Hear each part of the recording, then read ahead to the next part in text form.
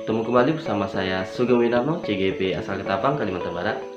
Baiklah sahabat CGP, video kali ini merupakan tugas mandiri dari demonstrasi kontekstual pada modul 3.1, pengambilan keputusan sebagai pemimpin pembelajaran. Pada video tugas ini saya akan melakukan diskusi dengan diri saya sendiri, atau sering kita sebut dengan jurnal monolog, yang mana saya harus menjawab 4 pertanyaan pemantik yang ada di dalam LMS.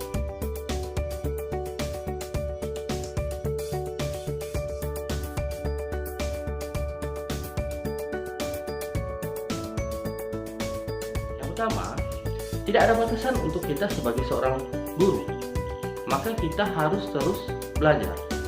Dengan menjadi seorang guru inilah proses belajar untuk diri kita sendiri harus terus berjalan. Dalam hal ini saya secara pribadi akan terus belajar dan terus belajar, diantaranya dengan cara apa? Saya mengikuti pendidikan program guru penggerak. Apa saja yang dapat saya bagikan dari pendidikan yang saya ikuti ini bagi sekolah ataupun lingkungan sekitar? Dapat saya katakan, banyak hal yang dapat saya bagikan, baik itu untuk sekolah ataupun lingkungan di sekitar sekolah. Namun, yang menjadi persoalan, apakah sekolah ataupun lingkungan di sekitar sekolah ini mau menerima apa yang akan saya bagikan? Nah, untuk itu, jawabannya akan sangat abstrak.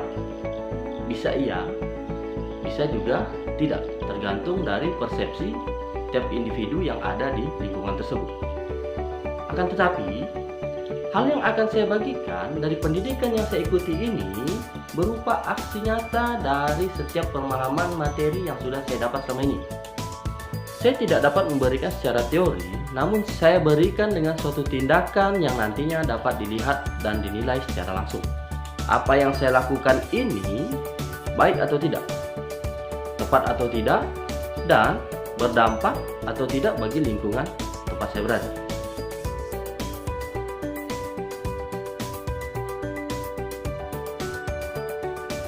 Sebagai seorang pemimpin pembelajaran di sekolah, dalam rangka mewujudkan merdeka belajar dengan pembelajaran yang lebih berpihak kepada murid, tentunya suatu waktu kita akan dihadapkan pada situasi dilema untuk mengambil sebuah keputusan yang terbaik dan menguntungkan semua pihak.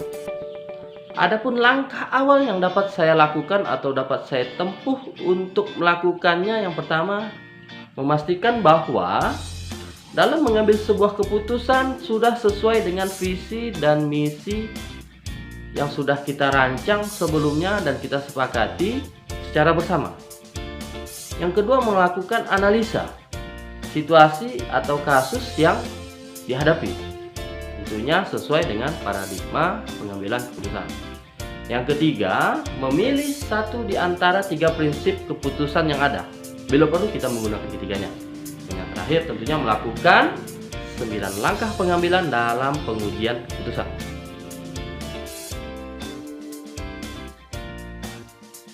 Sepanjang waktu selama saya masih bernapas dan masih diberi kepercayaan untuk mendidik dan mengajar. Kenapa sepanjang waktu? Karena saya sendiri tidak dapat memastikan kapan saya masih menerapkan langkah dalam pengambilan sebuah keputusan. Oleh karena itu, saya harus selalu siap dan mempersiapkan diri agar mampu setiap waktu untuk mengambil suatu keputusan atas sesuatu yang terjadi, tentunya dengan memperhatikan 4 paradigma, 3 keputusan prinsip pengambilan keputusan, serta menerapkan 9 langkah pengambilan dalam pengujian keputusan. Dalam mengambil sebuah keputusan tidak hanya kita lakukan sendiri, tentu saja perlu suatu masukan-masukan dari rekan kerja yang bisa diajak berdiskusi dan berbagi sehingga kita mengetahui apakah keputusan yang kita ambil ini sudah tepat ataupun efektif.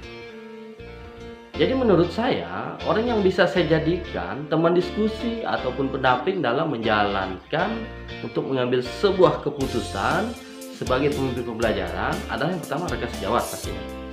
Kepala sekolah, orang tua, siswa, komite, atau bisa juga pengawas sekolah. Bahkan kita bisa juga mengajak pemangku kepentingan di tingkat desa, kelurahan, kecamatan, bahkan tingkat provinsi. Baiklah sahabat CGP, demikian hasil diskusi dengan diri saya sendiri dalam pemenuhan tugas mandiri demonstrasi kontekstual modul 3.1 pengambilan keputusan sebagai pemimpin pembelajaran. Akhir kata saya ucapkan terima kasih. Sampai jumpa. Salam dan bahagia.